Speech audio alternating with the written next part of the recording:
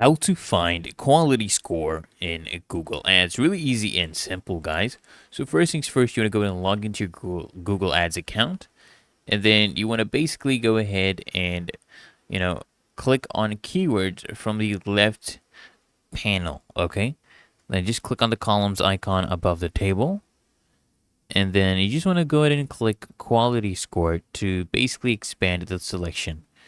And if you want to see, the current quality score and its component statuses, you just want to go ahead and select the check boxes next to the metrics you want, and quality scores for the previous reporting periods will be labeled such as this with a basically history, right?